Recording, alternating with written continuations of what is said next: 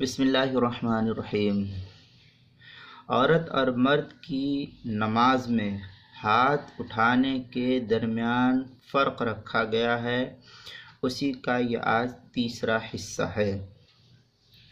حدیث نمبر 4 ہے۔ امام بخاری متوفہ 256 ہجری، خطاب بن عثمان سے اور وہ اسماعیل بن عیاش سے اور وہ عبد ربہ بن سلیمان بن عمیر رحمۃ اللہ علیہ سے روایت کرتے ہیں۔ چنانچہ امام بخاری لکھتے ہیں، رأیت ام الدرداء ترفع یدیہا فی الصلاۃ حذو منکبیہا، جزء رفع الیدین للامام بخاری۔ حدیث نمبر 22 صفحہ نمبر 7۔ ترجمہ: میں نے حضرت ام الدرداء رضی اللہ تعالی عنہا کو دیکھا کہ آپ نماز میں اپنے دونوں ہاتھ کندھوں کے برابر اٹھاتی تھی۔ ظاہر سی بات ہے، اس عمل کو اس صحابیہ نے اپنے سے نہیں بلکہ اللہ کے رسول سے سیکھ کر کے کیا ہوگا، اسی وجہ سے اس طریقے سے اٹھاتی تھی۔ اس روایت کی سند بالکل معتبر ہے، جس کو مولانا ظفر احمد عثمانی نے اعلاء السنن کے اندر دوسری جلد صفحہ نمبر 182 پر نقل کیا ہے۔ اسی طریقے سے حافظ ابن حجر عسقلانی نے تقریب التہذیب کی جلد نمبر 1 صفحہ نمبر 270 پر اس کی وضاحت فرمائی ہے۔ پانچویں روایت کو دیکھیں۔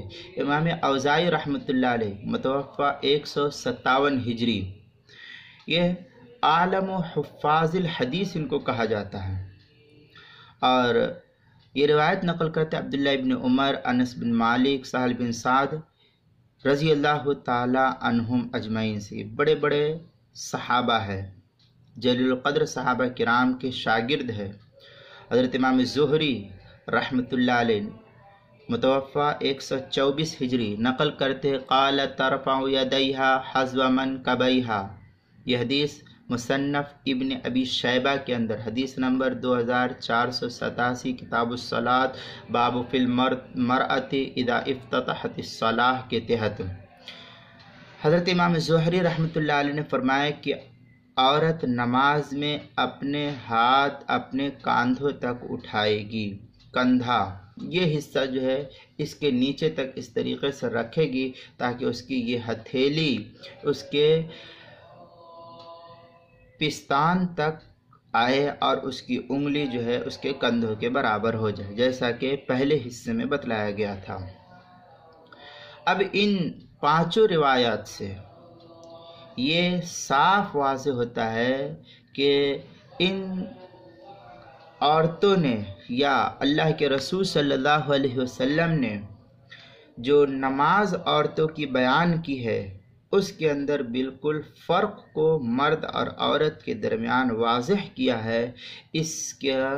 اس کی تفصیل اس سے پہلے روایت ہاتھ اٹھانے کے سلسلے میں کہ عورت تکبیر تحریمہ کے لیے اپنے ہاتھوں کو بہت زیادہ نہ اٹھائے بلکہ ممکنہ حد تک پست رکھے، جیسا کہ اس سے پہلے روایت نمبر 3 کے اندر بیان کیا گیا تھا، اور اس کی حد یہ بیان کی گئی تھی کہ ہاتھوں کی انگلیاں کاندھوں تک اونچی ہو، اس سے زیادہ نہ، جیسا کہ روایت نمبر 4 اور 5 سے صاف ظاہر ہوتا ہے، اور ہتھیلیاں سینے اور چھاتی کے برابر ہو عورتوں کی، جیسا کہ روایت نمبر 1 اور 2 سے معلوم ہوتا ہے۔